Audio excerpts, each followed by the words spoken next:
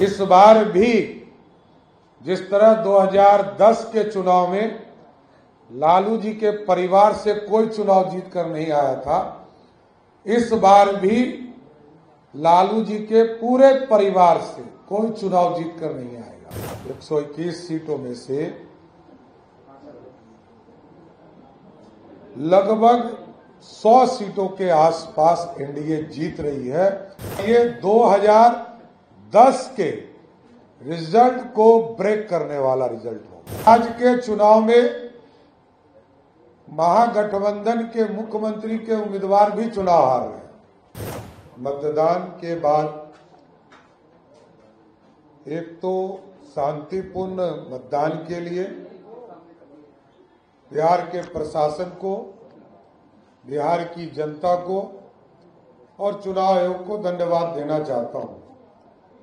और जिस तरह बिहार के आम मतदाता बाहर निकलकर मतदान करने का काम किए, इससे यह स्पष्ट दिख रहा है कि पिछले चुनाव से 4-5% अधिक मतदान इस चुनाव में हुआ है। और आगे भी अभी तो कई जगह वोटिंग चल भी रहा है। कुछ जिले में 5 बजे तक था, कहीं 6 बजे तक है, और जहां जहां लाइन लगे हैं उसको अभी भी मतदान चल रहे हैं। लेकिन मैं पहले चरण के बाद जो हम लोगों को हमारे प्रतिनिधियों के द्वारा, हमारे उम्मीदवार के द्वारा जो के माध्यम से जो रिपोर्ट आई है, 121 सीटों में से लगभग 121 सीटों में से लगभग 100 सीटों के आसपास एनडीए जीत रही है। और ये 2010 के रिजल्ट को ब्रेक करने वाला रिजल्ट होगा। और आज के चुनाव में महागठबंधन के मुख्यमंत्री के उम्मीदवार भी चुनाव हार रहे हैं। आप देखिएगा, इस बार भी जिस तरह 2010 के चुनाव में लालू जी के परिवार से कोई चुनाव जीत कर नहीं आया था, इस बार भी लालू जी के पूरे परिवार से कोई चुनाव जीत कर नहीं आएगा। सबको चुनाव में हार देखना पड़ेगा।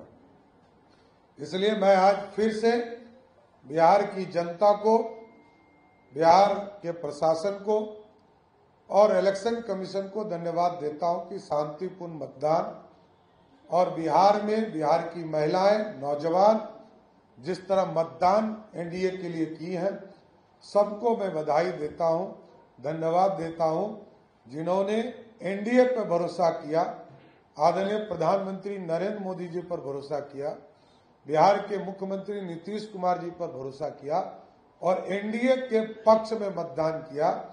इसलिए सभी को, मैं बिहार के आम जनता को, 121 विधानसभा क्षेत्र के लोगों को धन्यवाद देता हूं।